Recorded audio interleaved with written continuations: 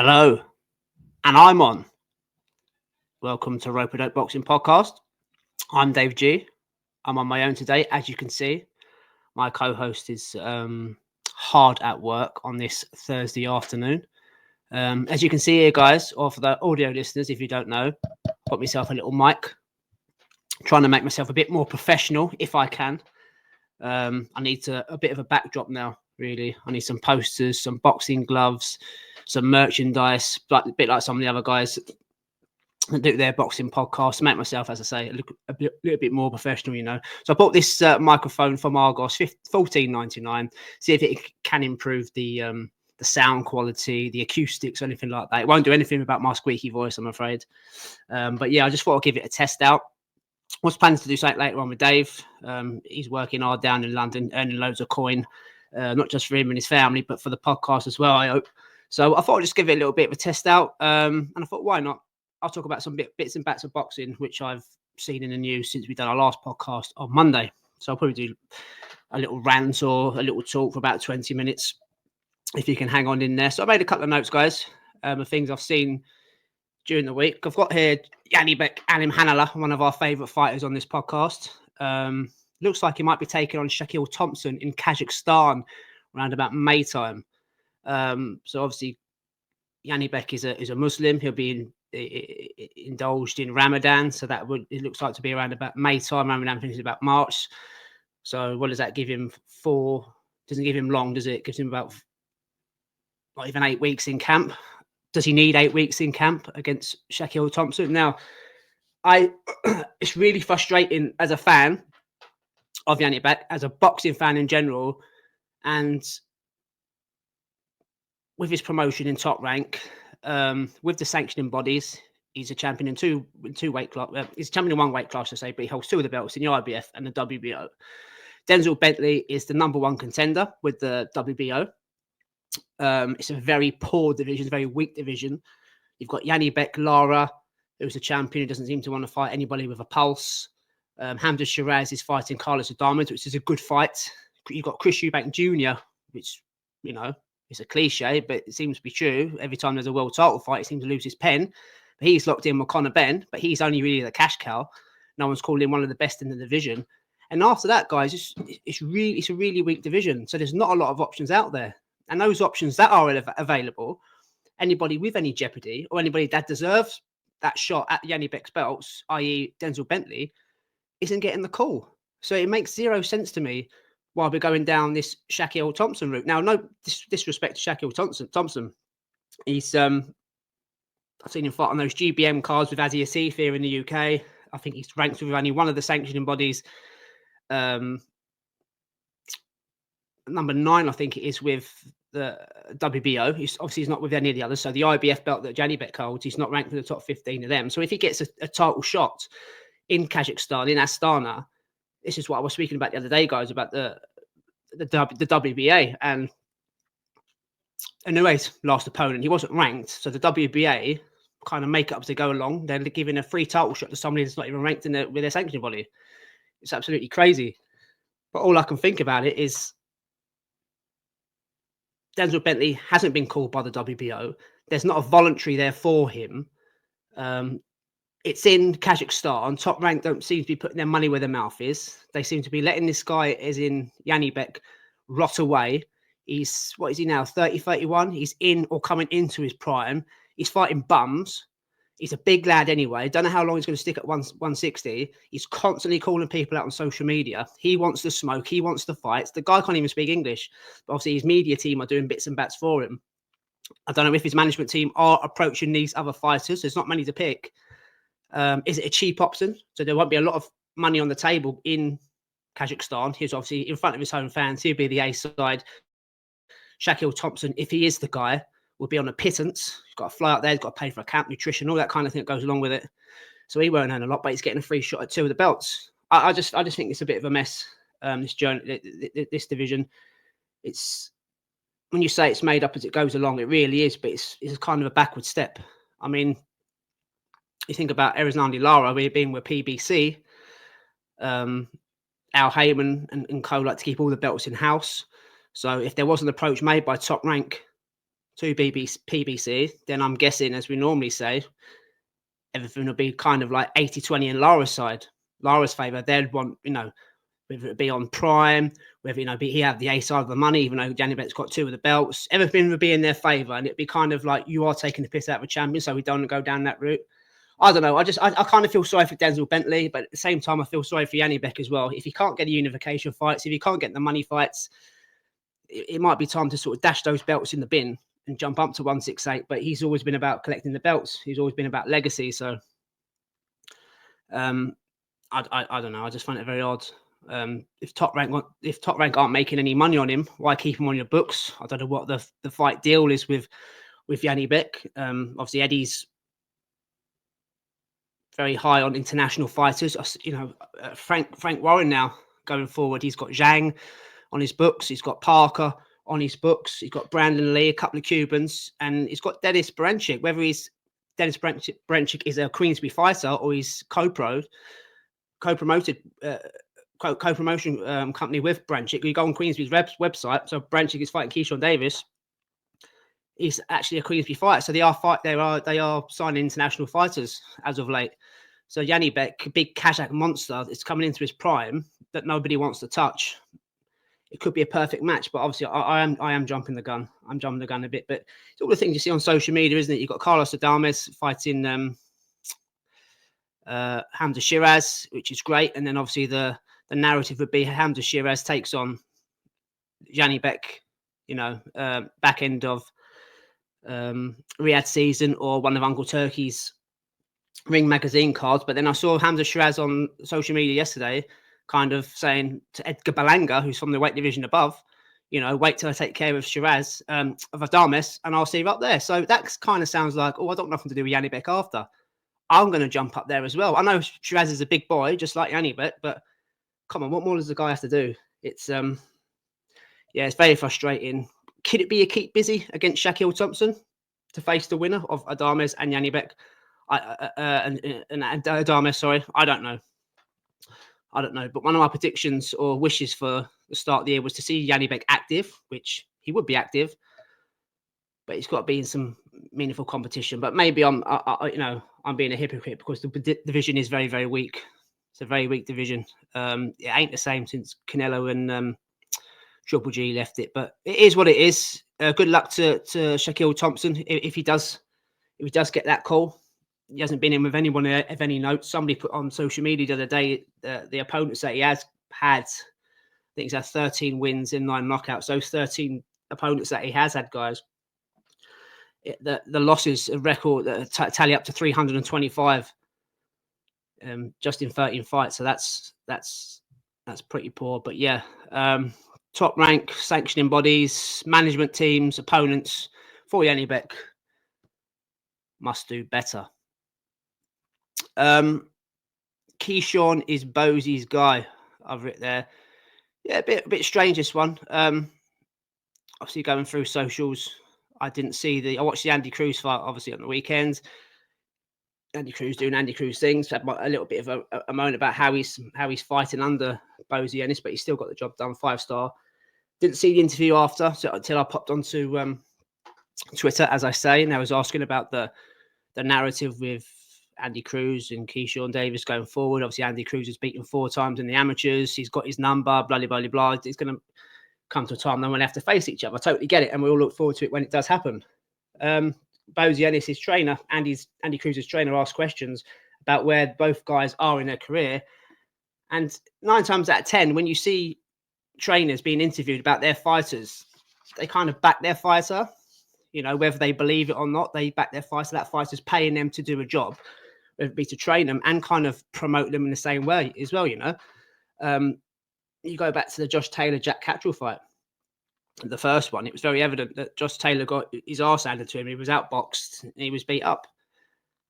And to be fair to Ben Davidson, he went on to Talk Sport and other various sites, and he did his best to kind of find a way to say Josh Taylor did win that fight. That's kind of where I'm going for it. You know what I mean? Whether you believe it or not, you do kind of back your fighter. But Bozy Ennis was asked kind of who's better at the moment, and he was straight on saying, Keyshawn's in a better place. He's the better guy. he's on another level and things like that. I thought quite weird. Whether he means because Keyshawn's going for a world title shot against Denis Baranchyk, did he mean that? Possibly. I'm not too sure. Saying that he's on another level to Andy, I don't know. It just sounds a bit odd. I don't like the link up anyway. I think I might be one of the only guys or girls to say that. I haven't seen many people say that, but I just try and analyze it the best I can. Andy Cruz now he's still got that Cuban boxing style, elite amateur style. You probably throw him into a world title shot now. He possibly could win it. You know, he is that good, but obviously he's sitting down in shots and he's getting caught with shots he don't need to. But I don't like the link up anyway. But I kind of expected Bozy Ennis to say, look, even though I think Keyshawn's a class fighter and good luck to him in his world title shot, my guy is Andy Cruz. So yeah, obviously not, but we'll see what happens going forward with those two guys. Bakhram Murtazaliev's next opponent. We saw Murtazaliev, didn't we?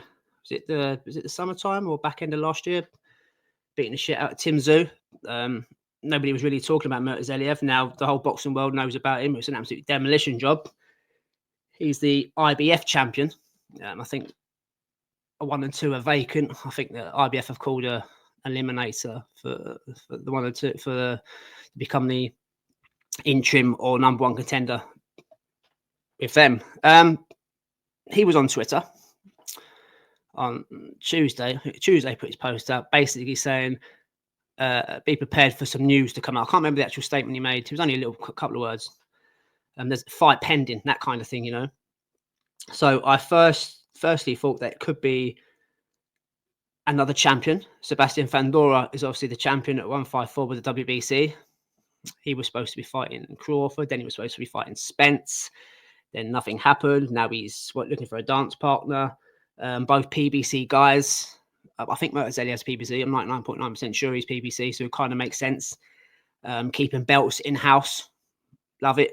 And obviously now I've heard that Jermell Charlo is back in the running for that fight. So Charlo, last time we saw him was in 2023 against Canelo, getting convincingly outpointed, beat up, put down, whatever. It's disappeared for a while since Terence Crawford's come on the scene. Looks like Terence Crawford's moving up now. Whether he jumps to 160 or straight to 168, he looks like he's beaten. He's going to move away from the division. He's done what he's needed to do. He's won the belt at 154. I believe Charlo is still champion in recess. So if you're champion in recess, you've got a year before you're allowed to kind of take your mandatory or get your shot back for your belt. The Charlos are different animals. They can have 1, 2, 3, 4. They can have as much time as they want. So you could see Murtazaliev going with either Sebastian Fundora or Jermell Charlo. I don't know if Charlo want to get straight back in to Murtazaliev. Don't get me wrong, Murtazaliev looks a bit of a killer, but he's gone the distance a couple of times in his career. So it's not as if you can't do anything against him. And Charlo's obviously a world champion, holding a few belts and whatnot. It's a good fight. The Charlos need to be active, both of them. I know they've got troubles in and out the ring, but when they're active fighters, they're decent. I know there's a lot of hate towards them, and I kind of get it sometimes, things they do, things they say. But again, talking about Janibek, Murtazaliev now, he needs the best in the division. Let's get all the belts together. Let's get one singer, one song, and hopefully we can fuck off all these other sanctioning bodies, jump to Uncle Turkey's Fight League, and do a Ring Magazine belts. Then we have a sensible UFC style 1 versus 2, 3 versus 4, up and down in the division. You know, I know I've seen a few people don't like it, but it's all opinion based, and that to me will be perfect. So yeah, be interesting to see Murtazaliev fights next guys. Both guys, all 3 guys, I believe, are with PBC. So PBC are putting a great show on this weekend with David Benavides and David Morrell. You can have another really good fight there for unified world titles. Teofimo Lopez to be stripped of the WBO belt. Obviously, that came out yesterday. This is referring to the Jack Catterall and Arnold Barboza fight in a couple of weeks. For Jack Catterall's another eliminator. I'm not going to go too much into about that. I'll have a right old moan and rave and rant when that on fight week when that comes across. Again, Teofimo Lopez. kind of look, if the WBO strip him, I think he's got 180 days to fight the winner of Barbosa and Jack Catterall, which is good. You know, Jack Catterall deserves his world title shot. You know, his management team and his promotional company keep saying the next fight's the world title fight, the next fight's a world title fight. And it's not. It's eliminator after eliminator after eliminator. Dalton Smith, I said last week's show, he'll probably end up getting a world title fight before Jack Catterall. That is fucking criminal. You've got Richardson Hitchens in the division, who is also a matching fighter. So, you know, you think Eddie would force these two guys to fight. Obviously, whether that's viable or doable, I don't know. Jack Catterall's desperate for a world title. It kind of looks like you're demanding to be the ace. He didn't say it, but reading between the lines, it looks like he's kind of demands that you fight over in the UK. I will pick up X amount of the money, of the purse, kind of like on his terms. I could be completely wrong. I'll get obviously Sam Jones as his manager, and he wants paying, and Eddie wants paying, and Jack wants paying. But I do believe that he's going to miss out again, Jack Catterall. My thinking is that Teofimo Lopez versus Richardson Hitchens in the same division to unify both of the belts in America. Both guys coming from Brooklyn. There's already a rhetoric narrative there, if you like. It's a better fight for me. Jack Catterall is a good world level fighter, does everything very well, hard to beat. You've seen the promo of him about being boring. He's quite a boring sell. Let's be totally honest. You don't go out your way to watch Jack Catterall's interviews and things like that. Richardson Hitchens coming out of his shell now. We saw with Liam Parrow. You know, he's getting quite mouthy, quite cocky, quite brash, quite American. And obviously Teo is Teo. You know, he's a world-class fighter. That makes more sense. So what happens then? Those two fight, unify the division. Teo can either try and be undisputed, or if Hitchens wins, he could try and be either undisputed. Teo's been talking about going up to 160. Is it 160 he's going up to, or 154? So that leaves Jack Catterall out in the cold. But that's if he gets past Barbosa Jr. He might not even get past him. So even if the WBO did strip Teofimo Lopez, he'll still be champion in recess. And if he does stay down at that division, he can obviously call for his mandatory when he wants. It's a good division full of talent again, but the sanctioning bodies are kind of fucking it all up. They're putting it behind. It is frustration. It's so easy. It sounds so easy now with Turkey and his ideas and his money to make it one singer, one song. You know, if I personally, even though I feel sorry for Jack Catterall and I believe he should get the world title shot, I would put Richardson Hitchens in with Teofimo Lopez, so the winner can have two of those belts and just try and clean up. You know, it is what it is, as they say. But yeah, we'll see what the WBO and Teofimo. Well, we'll see what Teofimo does. Teofimo will probably dictate to them anyway what he wants to do. Whether you like him or not, he is a head turner. He is a name in the game. Unfortunately, a bit more than Jack Catterall, but we'll see. So, lastly, guys, so I was only going to do about 20 minutes while I was testing my mic. I can't tell as I'm recording what it sounds like, but obviously when I upload this and find out, it probably makes no difference whatsoever. Anyway, I was just going to say my pen about a few bits and bats of boxing. And lastly, Canelo there, 2-time undisputed. The Crawford fight's in the talks. Just spoke there briefly about Terence Crawford moving away from 154. If I was him, obviously he does, I don't. If I was him, I'd dip my toes in at either 160 I'd dip my toes in at 160. If he's daring to be great, Terence Crawford, because he's Terence Crawford and he's held the WBA belt and you make it up as you go along, he could probably jump in with Eric. He could probably get the Lara fight straight away because he's a champion from the division below. He could get the Lara fight, you know, become a 5-weight world champion by beating Lara at 160, then jump up to 168 and possibly fight Canelo in September for Mexican Independence Day. But going back to Canelo, looks like he could be 2-time undisputed. It's come out today that the fights he will have, because Canelo dictates, he tells the sanction bodies when he's fighting, who he's fighting, and how he's fighting, basically. William Skull, it was the IBF champion, so that's really, it was Canelo's belt. He was forced to vacate. It was stripped. William Skull took on Shishkin over in Russia, I think it was. Rubbish fight, but William Skull come away with a win, so he's now the champion. And obviously, Christian Mbili is the other name linked. Christian Mbili goes from number 1 contender to number 3 contender, up and down like a tart Snickers all the time. He's one of the top guys outside of Canelo, along with your Belangas, along with your Mongias, along with your Caleb Plants and Pacheco's, etc. It ain't going to be in Billy. Canelo's, again, looking for money fights, looking for legacy, if you like. He'll take on William Skull. He'll beat William Skull. He'll probably get a knockout for a change. Look good against Skull. Becomes a 2-time undisputed champion at 168. Creates history, creates legacy. And obviously, Terence Crawford then in September will jump up to 168 for that super fantasy fight and go through all the marbles. It does sound more exciting as you get closer. Obviously, it hasn't been dates, times confirmed. None of that's been confirmed. No rehydration clauses as well, which is good. I've seen all the nonsense going about with Chris Eubank Jr. and Conor Benn and rehydration clauses and things like that. I shouldn't say it's nonsense because obviously you do need to rehydrate. It's very dangerous if you don't rehydrate. But just quickly on that, I was listening to Spencer Oliver the other day. I don't always agree with what he says. It's the same with a lot of them. Probably 9 times out of 10, most people don't agree with what I say. You're probably thinking I'm talking a load of shit, and I probably am. But it's been a bit about a debate of that fight, Eubank Jr. against Conor Benn, using the £10 restriction IBF rules. Now, the IBF have got absolutely nothing to do with this fight, so why use that? Why use a rehydration clause? You know, Conor Benn's coming up to Chris Eubank's weight, you know, weighing at 160 on the night, you know, and then rehydrate properly, healthily. It doesn't really matter. But what Spencer Oliver was saying, and I didn't really think about this, it does kind of make sense. So when you've got a clause on there, Eubank and Benn will weigh in at 160. Hopefully they both do it healthily. And then they'll rehydrate to £10, obviously 170 on the Saturday morning. I'm not sure what time they have a same day weigh-in on the morning to see that they are at 170. And he was saying, obviously, from that time, just say, for instance, it's 9-10 o'clock in the morning, they've got sort of 12 hours or whatnot to rehydrate again. You don't get weighed in after that.